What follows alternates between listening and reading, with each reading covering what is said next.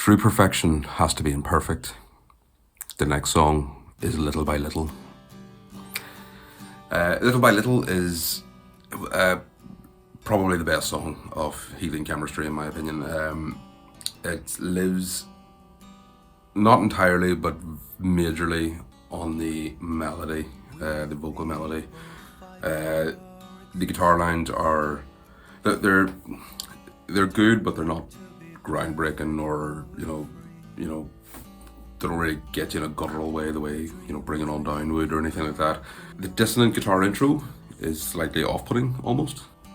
When you get past that, when it starts going into the melody, and again the melody starts off quite flat is the wrong word, but it sort of remains within a very small range until you start getting to the bridge. What it mean, what I just said. That's where it gets into where Noel is most comfortable writing really anthemic chorus lines, and then it goes into the chorus. Little by little, gave you everything you ever dreamed of.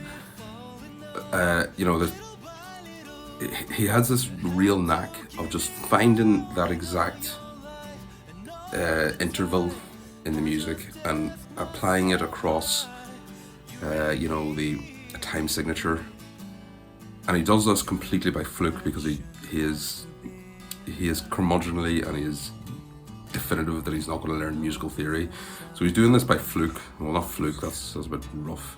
He's doing it by rote almost, yeah. So he's doing it like he's saying a prayer, that he can just manufacture these unbelievably anthemic choruses.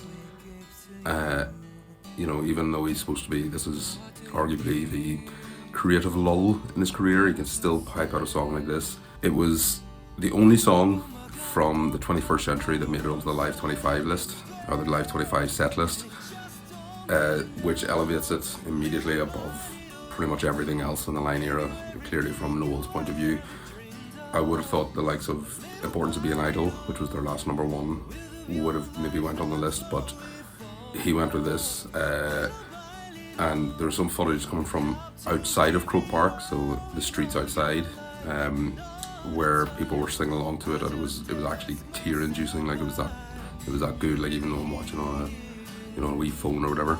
The music video starred Robert Carlyle from Trainspotting and numerous other movies, but he's probably his signature role, or the role that maybe he has left the biggest indelible mark, is as Begbie in Trainspotting. And now we're well past Begbie at this point. He does actually have a very fulsome career, but he's in the music video, and this is sort of a start of a new trend that Oasis would carry through them, where they would get famous British actors to star in their music videos. This would go on again in Importance of Being Idle and a few others as well. It was a double A side with She Is Love, which, I mean, She Is Love is probably more radio friendly than some other Oasis songs around this time. It's a bit of a, I'm not going to say a complete damp squib of a song, but it is, again, as I said, it's sort of the dip of Noel's creativity, this album really, and that She Is Love was promoted as a single, one of 4 singles off the album, does sort of suggest that. Now the double A side single did get to number 2 in the charts, but again there was and sold 800,000 records, 800,000 CDs with 2 songs on them. Well, 3 songs. There was also a cover of My Generation, I think, but 800,000 copies.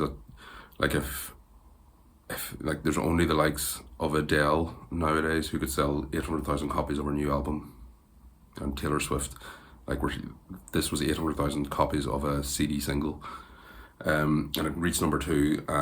So it did have some merit, but I do think that was probably on the strength of Little by Little rather than She Is Love.